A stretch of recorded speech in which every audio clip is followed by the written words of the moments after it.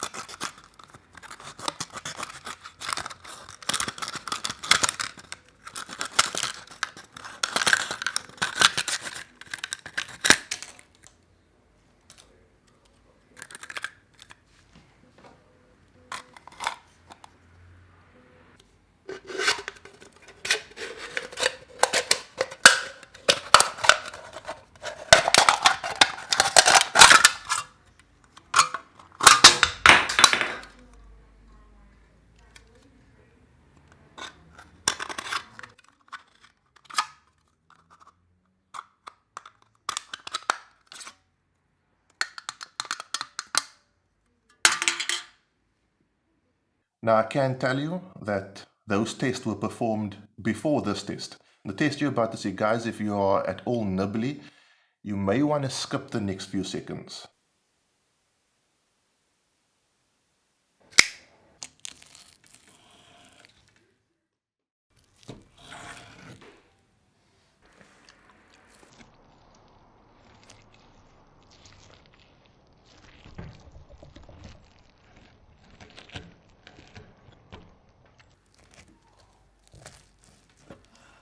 The Ganzo has held its edge and has performed really well in terms of what I've used it for daily tasks. Now, daily tasks, guys, an EDC knife is different to, by the way, Strauss & Co. organizer, EDC organizer, is different to a defensive blade, okay?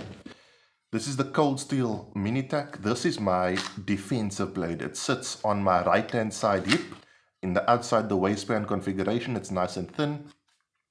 This is only used for one thing, and that is self-defense against other living things. This blade is EDC utilitarian, right? I use this for everything. Everything from opening boxes to cutting biltong to cutting cable ties, whatever the case may be. I use this blade 99.9% more than I use this blade. However, I carry both of them 100% of the time. Now I'm getting a bit off track, but it's a fairly aggressive blade shape, so when someone asks, do you have a knife, and I flick this open, they get a bit intimidated. It's a funny thing. People ask, why are you carrying such a knife? The moment after they ask, do you have a knife? Go figure. So the Wharncliffe blade shape, smooth edge, very, very sharp point, which I really, really like. So guys, side note, knives are safer when they are sharper, right? The reason for that is if you are trying to cut something and you don't apply that much pressure, if you do slip, it's not a big deal. You'll probably just nick yourself. But if you are really grinding against something and you slip, that knife is going to go into something with way more force. So a sharper knife is actually safer than a blunt knife. The smooth edge Wharncliffe blade shape, this tip here is almost the beginning of the cutting edge. So what I would do is, as you saw with the cans, puncture and slice out. And it punctures really, really easily. And as I said, this blade has held its edge spectacularly. Before I go further, I'm going to talk to you a bit more about the knife. Torch SA, the guys who sent me this, is having a special on this from tomorrow, if you're watching this on date of release, which is the 25th of April. From the 26th to the 30th, they have a sale of 35% off all Ganzo blades on their website. I'll leave them linked down below. So go check that out. If you are in the market for a new EDC knife, if you aren't sure about whether or not you want an EDC knife, getting something relatively inexpensive, I would class this as a very, very capable starter knife, but it's definitely something that you can carry long term. And I'll be honest with you, I've kind of really enjoyed carrying this. It's one of the things that I like about it is it's thinner than my Griptilian, right? Both thinner in this ratio and thinner in that ratio, okay? And I find that the pocket clip allows for a more deeper concealment. If you look at the Griptilian, there's a bit of an edge still sticking up, whereas this knife at the pocket clip sort of stops pretty much right on the rear of the G10 scales. The total length of the blade is 83 millimeters, and the width at the thickest point on the spine is 3 millimeters. It does have jumping. The jumping is actually on the scales. It is metal jumping. It's actually on the scales. If you're wondering what jumping is a little textured area just on the back of the spine of the knife, or on the spine of the knife, that gives you a bit of grip. The jumping doesn't extend onto the blade. For example, if you look at my Griptilian, I don't know how close that's getting, but the jumping actually extends from the scales onto the blade. It does not do that with the Ganzo. Also, you got a nice finger choil, a reasonably sized finger choil. Finger choil is this area over here that allows you to get right up onto the blade if you need to do fine work. It is a liner locking mechanism, and the liner lock is obviously spring steel, and opening and closing the sucker is absolutely 100% smooth. I've not had any issue. I've not babied the knife. I've used it. I've like, when I'm finished using it, I wipe it on my handkerchief or on my t-shirt or on a cloth or whatever the case may be.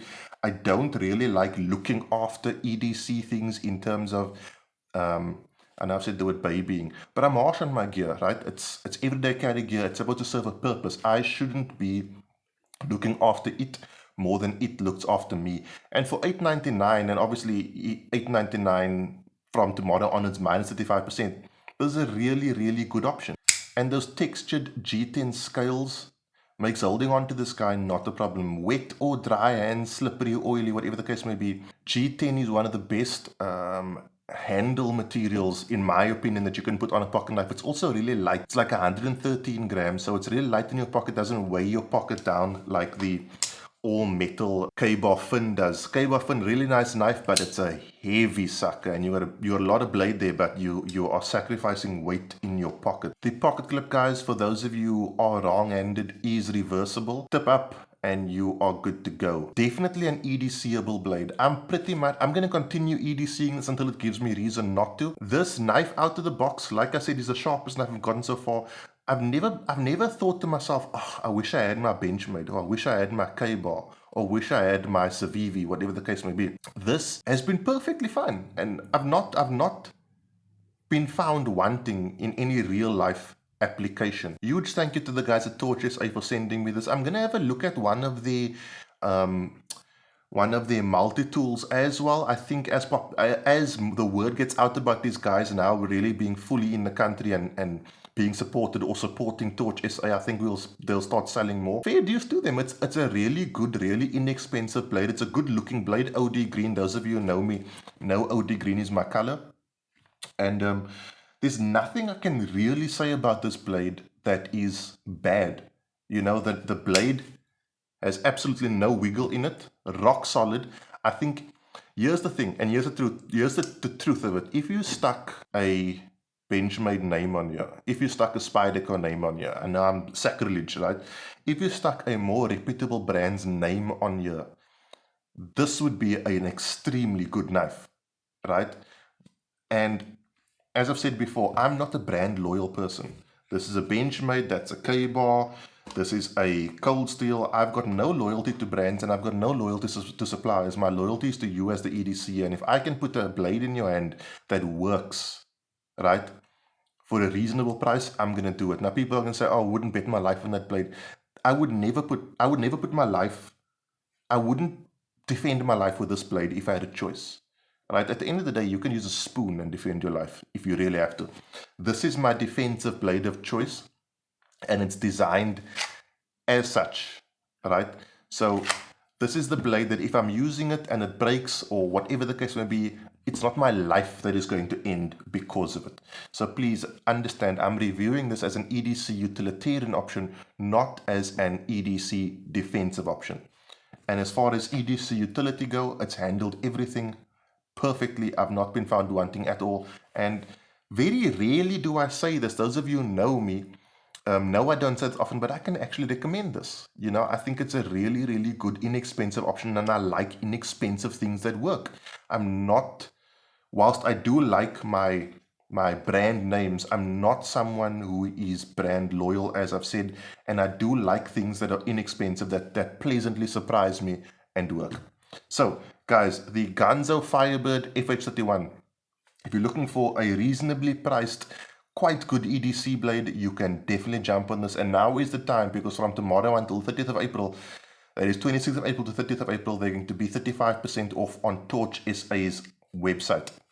Guys, I will see you in the week for a vlog. Have a good week. Be safe, train hard. Cheers. God bless.